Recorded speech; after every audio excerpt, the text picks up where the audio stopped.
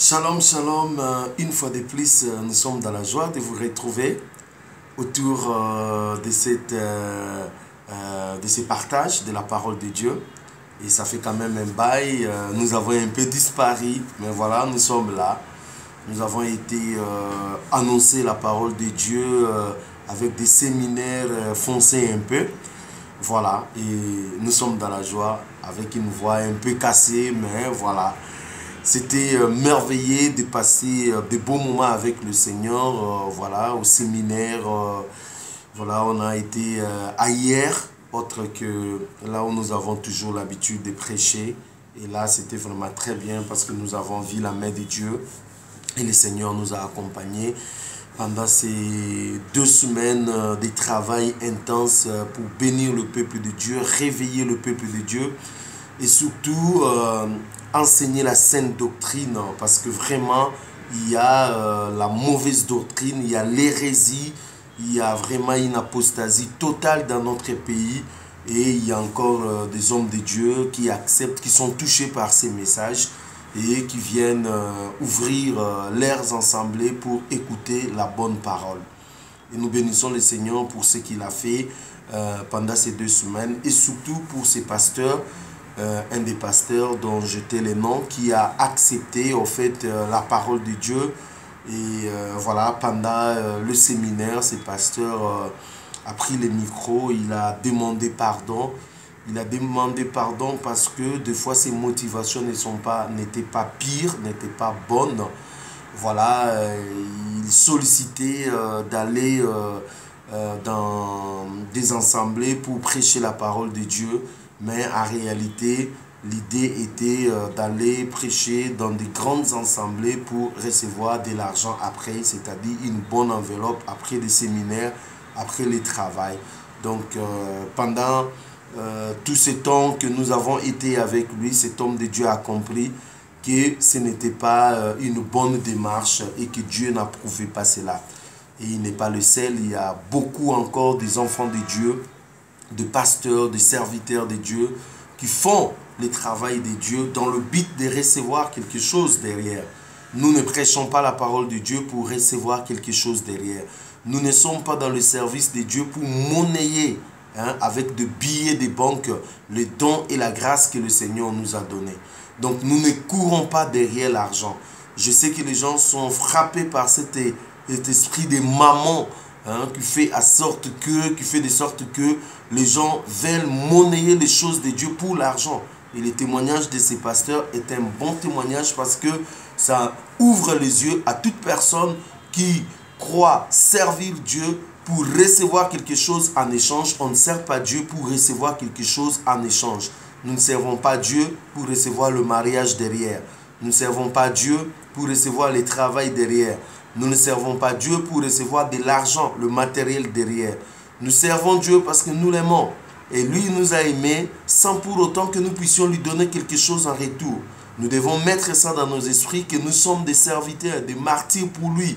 Nous l'aimons de tout cœur sans pour autant compenser cela par de l'argent, ainsi de suite. Il peut se faire que pendant le service, pendant votre vie, pendant votre ministère, et que le Seigneur vous bénisse avec ça et là. Quand je parle de bénédiction, je vois entre guillemets matériel, parce que nous sommes bénis de toutes les bénédictions dans le lieu céleste en Jésus-Christ. Mais si c'est fait que le Seigneur vous donne ce qui est matériel, tant mieux. Nous ne refusons pas. Mais nous ne servons pas Dieu pour recevoir des choses matérielles. En tout cas, bien aimé dans le Seigneur, ce pasteur nous a beaucoup édifiés et nous avons été grandement bénis par son témoignage où vraiment il faisait de son mieux, solliciter les gens, voilà, solliciter des grandes églises pour en fait prêcher et à la fin recevoir une bonne enveloppe. Et moi, j'ai été déjà avec un pasteur où on discutait avec lui. Il a dit clairement que non, il avait beaucoup de problèmes matériels, il ne savait pas payer son loyer. Et il sollicitait à ce que un de ses amis, qui a quand même une église voilà, avec beaucoup de gens, puisse lui permettre de prêcher la parole de Dieu, afin de résoudre des problèmes matériels. Voilà la motivation qui a été mauvaise. Quand déjà quelqu'un vient vous prêcher la parole de Dieu, avec l'intention de résoudre ces problèmes financiers, ces problèmes matériels, bien aimés dans le Seigneur, ça ne sera que s'aimer ceci, ça ne sera que des prophéties qui ne tiennent pas, ça ne sera que des prophéties dans le but de vous rançonner de l'argent, eh bien ça ne sera qu'un service où on va vous vendre de l'eau, de l'huile, on va vous vendre des pochettes, où tout ne va tourner que sur l'argent et non sur avec la parole de Dieu, non sur la personne de Jésus-Christ, non sur la sainte doctrine. Et j'ai été encore avec un pasteur qui disait que non, il est déçu de Kinshasa, il est parti en Angola, là-bas les gens payent bien l'offrande du prophète, là-bas quand vous prêchez dans une assemblée, on vous donne des bonnes enveloppes, ici quand vous prêchez, on vous donne un 10 $, on vous donne un 20 $, il était fatigué de prêcher la parole de Dieu ici, et il devait retourner en Angola parce que là-bas, ça paye bien. Bien aimé dans le Seigneur, regardez comment la motivation des gens sont tellement mauvaises. La motivation est tellement corrompue. C'est pour cela la parole qu'il prêche, c'est une parole remplie de corruption. C'est une parole qui vise tout simplement les poches des gens. Eh bien, c'est une parole qui ne vise pas la conversion des âmes. C'est une parole qui ne vise pas la repentance totale des âmes. Ce n'est pas une parole qui vise à ramener les gens dans la sainte doctrine. Mais c'est une parole, voilà, des marchands du temple qui prêchent pour leurs propres intérêts, pour leurs propres ventes, hein, pour leurs propres poches, remplissant les poches, remplissant leurs comptes bancaires dans le but vraiment de détruire le peuple de Dieu. Eh bien, bien-aimés dans le Seigneur, si vous avez de telles choses, si vous êtes en contact avec de telles personnes, tout ce que je peux vous demander, de couper cette voie. Même dans Matthieu, au chapitre 5, le verset 29 et le verset 30 est clair. La Bible dit, si ta main droite est pour toi une occasion de chute, coupe-les, coupe-les. Pourquoi? Il vaudrait mieux pour toi de perdre un membre et d'aller au ciel que de laisser tout ton corps aller dans la géhenne. De même également, si ton œil est pour toi une occasion de chute, la Bible dit coupe-la, coupe cet œil-là. Il vaudrait pour toi d'aller au ciel avec voilà, un seul œil, qui est d'aller à l'enfer, à la géhenne, avec cet œil qui est pour toi une occasion de chute. Donc, bien aimé dans le Seigneur, la main représente l'action, la main représente la force, la main représente la manière dont nous agissons. Et l'œil représente la vision, l'œil représente le projet, l'œil représente ce qui est à l'intérieur, comment nous projetons. Bien aimé, la parole est claire. Si ton action est pour toi une occasion de chute, si tes actions ne sont pas conformes avec la parole de Dieu, coupez, coupez.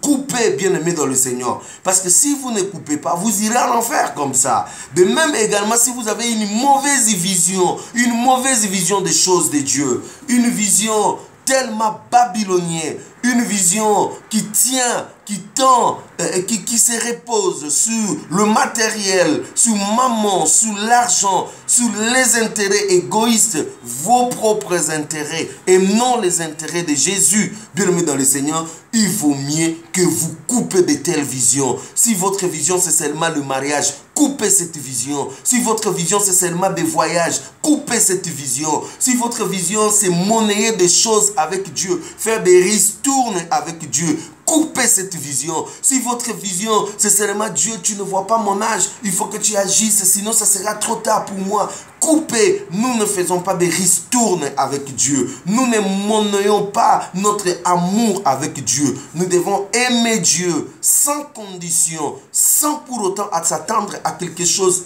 de retour. Même si nos désirs, ce que nous avons au plus profond de nous comme besoin, ne sont pas satisfaits. Ce n'est pas une occasion pour laquelle nous allons dire, Seigneur, si tu ne me donnes pas ça, moi je ne fais pas ça. Non, bien aimé dans le Seigneur. Nous devons aimer Dieu sans pour autant s'attendre à quelque chose de retour. Nous devons aimer Dieu comme ça, qu'il nous donne pas. Bien-aimés, bénissons le Seigneur car à chaque jour suffit sa peine. Pour nous, ce qui est le plus important est que nous puissions garder l'amour de Dieu dans nos cœurs et que cet amour puisse un jour faire de sorte que quand Jésus-Christ revient, il nous prend avec lui et que nous puissions aller passer toute notre éternité avec lui au ciel. Bien-aimés dans le Seigneur, aimons Dieu de tout notre cœur, sans pour autant s'attendre à quelque chose de retour. Aimons Dieu de tout notre cœur. Ne mettons pas devant nos intérêts égoïstes, nos intérêts personnels. Non, Dieu veut à ce que nos intérêts, nos désirs, nos problèmes puissent venir en second rang, en second lieu. D'abord l'amour pour Jésus, d'abord l'amour pour le Seigneur. Merci, bien-aimés dans le Seigneur, pour vous tous qui comprenez que là où vous avez mis la main, là où vous agissez mal, coupez, bien-aimés dans le Seigneur. Sinon, vos actions vous amènera à l'enfer. Là où vous avez une mauvaise vision, là où vous avez une mauvaise compréhension des choses, coupez, bien-aimés dans le Seigneur. Sinon, ça vous amènera en enfer. En tout cas, soyez bénis.